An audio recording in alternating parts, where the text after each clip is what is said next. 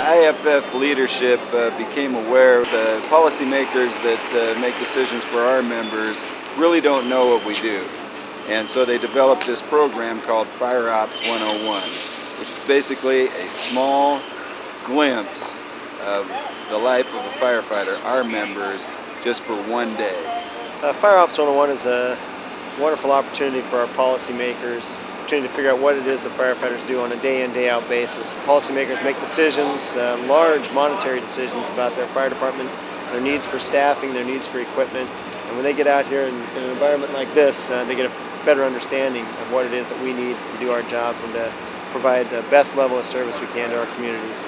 There's a lot of risks associated with it, and we want to give people that sense, that snapshot, by giving them an actual event to get a sense of that. The job of firefighting is one of the most dangerous jobs in the world.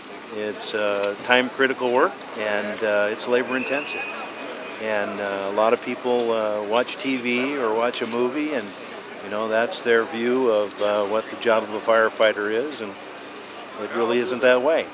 So to demonstrate what the job is like, rather than using words, we use experiences and let them see exactly what it's like under controlled, managing the risk. Here's what a firefighter does. Okay, well, welcome to the emergency medical scenario. What we're going to demonstrate here is what would happen if somebody were to call 911.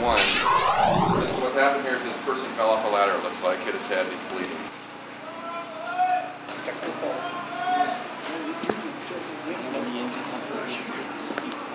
Hi, anybody see what happened here?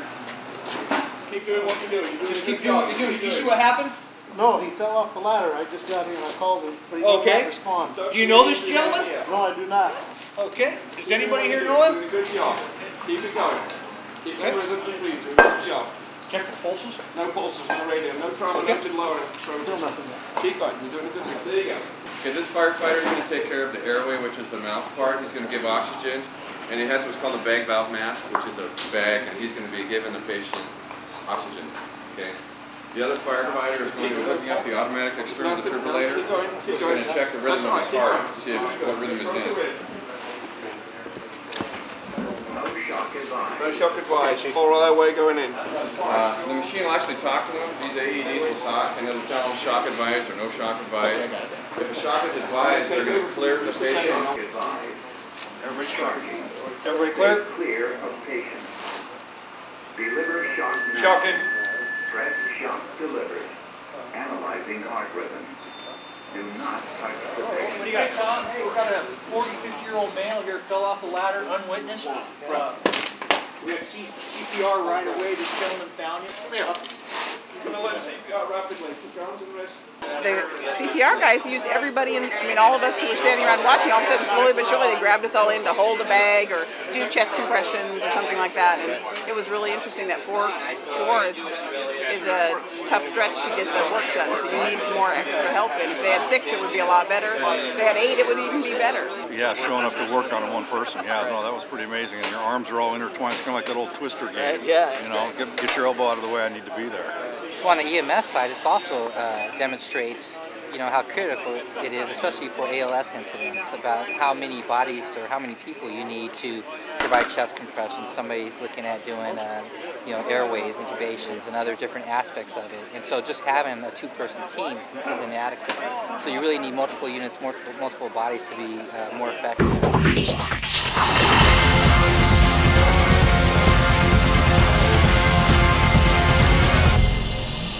That ladder climb is climbing all the way to the top of the ladder, and you get tired just getting up there, but we have to let them know, all right, now it's time to go to work after you've done that. Climber on belay! Climber on belay! Climber climbing! Well, I was the most shocked about the ladder, how hard it was to get up that ladder. Right. Because you think it would be easy. It's not, and I didn't even have my backpack on. I was proud of myself. I made it up the ladder without having to take a 15-minute break, but hauling another ladder on your back or a chainsaw or whatever, and then having all the work to do up there, clearly it's more than a 2-man show. I think it's a lot harder than you think it is. It's a lot of work. So you're going to be checking out the the roof, the part of the roof that you're going to be stepping out on, okay? How you feel? All right? Okay, so before you step out, you're going to want to sound with your tool. You're going to tap the roof, make sure that it's solid, all right? Make that swing okay? Yeah. All right. Kind of the purpose of this station, I know we've been going over how important manpower is and all these things, having enough people there, how labor intensive it is. We kind of want to showcase the diversity of the job that we do with this station. It's not just putting out fires, it's not just helping sick people. There's a technical aspect, especially to this, knowing those cars, being able to take them apart. It's not just ripping metal, it's not just sawing through whatever you can saw through. You need to remember that there's always a patient in there. It's interesting to see how far you guys have brought not only the technology, but the discipline. You know, the training, that's something that's really impressive to me. Appreciating the numbers issue. The extrication, the tools were, you know, I would not want to haul those to work with me every day, let's say that. Physically demanding. I mean, the extrication, the tools are pretty heavy. I didn't know the cost of some of the pieces of equipment, and I'm pleased to know that now, or how valuable that piece of equipment was to save people like me if I got in a car wreck. Definitely seen firsthand the reasons to have the most modern equipment. We experienced the old style versus the new style extrication and cutters. Big difference, you know, in weight and speed. Safety for the fire personnel, but effectiveness as well. I mean, we were over there on an extrication with one person. If there were a family of 4 in there, I'm not going to be able to serve them. Usually there's 2 cars involved, though, I guess unless you're just off on the road yourself. But more than one injured patient and the amount of people that it would take to do that job, it's impressive. Oh yeah, it was the extrication was plain to see that you definitely needed, you know, 7 guys for sure. Search and rescue, you're in smoke-filled, low visibility areas, and you're pulling, you know, you're on your knees, you're pulling victims out. It's very physically demanding, and of course with these conditions, there was no heat in there, so you add the real variables to it, and it probably makes it a lot harder. Finding the body here was very difficult. You could tell you can't see anything, you're in there, and you've got to use your instincts, you know, to look around on the ground, you keep to the right, but it's all been intense. It's all been hard work. You know, they say, okay, go in, follow the wall, find the person, but then the wall has this like little hole that I don't know where the end of it is, and so. You guys talk like it isn't that hard and it isn't that scary, but it's pretty, you know, just right now I couldn't see anything. I could hear a lot, and it was very annoying. It's really an education. Plus my back's killing me. I was in the front. Oh, okay. And I found him and it was like, I can't move this person at all. That was challenging. One of the things I didn't expect was that we would be on our knees. We would be crawling on our knees in order to keep low enough. The search and rescue evolution we did shows that 2 is pretty minimal. There you go, look at you. Certainly having 3 people show up would be much more helpful. Yeah, I wouldn't want to be in there by myself, that's for sure. Yeah, but it's hard in there. It's dark.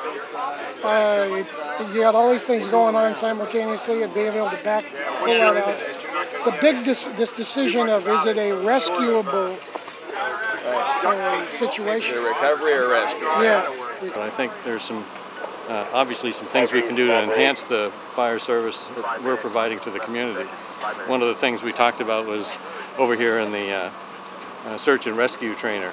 Rather than have a handheld IR device, there possibly is something that could be helmet fitted that in fact would give every firefighter the ability to see in a dark area and enhance the effectiveness of that job.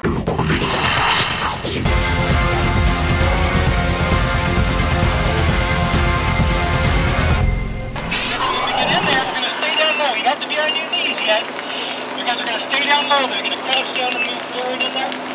Your face pieces are going to fog up. Take one of your hands and wipe your face pieces off, and it looks like there's a bunch of moisture, okay? Okay, you guys ready? You can watch this from the outside and not clearly have a perspective that you get by actually doing these kinds of things. And we didn't get exposed to the full range of it either. It gives you an idea of what the encumbrances you have to work with when you go into a building. You know. Oh yeah, it's very warm in there. Right. It's an interesting experience to see how the whole thing works, see how the fire was going over it, how to put it out, how to move a hose along, how many guys it really takes to move a hose along. You wouldn't want to go in there alone. Yeah, he was showing us with a thermal, we had about 256, I think. He said, they can go to 1,000. And I'm thinking, how could you? I mean, it was hot at 256. One holding on to the hose, which is pretty powerful. And so it's difficult to manage by your own. Obviously, there were 3 or 4 of us in there, and still I could feel the intensity. And also with the physical challenges. You're crawling around in the space, limited visibility, and so it definitely gives you a much greater appreciation. I was trying to manage the hose with the people behind me helping put out the ceiling part, and I hit I hosed down someone inside the trailer, but finally got to the ceiling. Oh, and in the second room you could really feel the heat. It was pretty wild. I was the first one in. I was trying to put out the fire in like a bin or something. I could hardly tell where the bin was. Right, because you got the steam and the smoke coming up. You're going to turn on the hose, blast it high in the ceiling, blast it down on the floor. Yeah, quite a learning tool. Just to see the amount of stuff you guys have to master by way of just equipment and protocol and the whole thing. So yeah, that's very helpful. The thing that you really understand, I think, doing this firsthand is the fact that you need to work in teams, and you have to have strong teamwork, and you need to have fully manned engines to get the job done. Because if you're just working with 2 folks, it's a major challenge. Without a doubt. This is not a one-man show, it's a team effort, and you have to have the right people in the right places in order to effectively manage and operate a fire scene like this. I think the main point you were talking was labor. It's a labor-intensive job. You sold that point real well. It has to do with getting more firefighters on scene quicker, and then having a better capability once we are on scene to manage it within the structure and so forth. So definitely it's much more effective and safer. And that as we're looking to improve our services on the local level, that they'll understand that it is labor intensive, and in order for us to do a better job for our community, then in many cases that means that we need to hire additional people to get that job done to the level that our citizens expect us to do it. And, sometimes policymakers have a hard time understanding we have the same goals: provide a good service, keep our members safe, as well as let's figure out a positive, solid funding stream to make sure that we can accomplish those 2 tasks. And you made a heck of a case here. The equipment's important, but in the end, the guys are the ones who are going to be dragging the hoses, and the guys are the ones who are going to be, saving people who are having heart attacks or being dragged out of cars or whatever. Knowing they're real people and they're out there helping you, seeing them help people, I think is the big thing I'm taking away from this. Well, it's very strenuous work, and certainly, as we were just talking, it's very rewarding work as well. Not just going through the exercises like this, but just the opportunity to help people, save lives, be a positive influence in the community, and promote fire safety. My house burned down, and these guys came and took care of it for us. And after an exercise like this, yeah, hey, I'm on the fire guys' side. All right, we need these guys for the amount of stuff that they do. Yeah, and the equipment they need, the lives that they can save with that. Yeah, it's well worth the money spent. You bet. You have to have the fire service.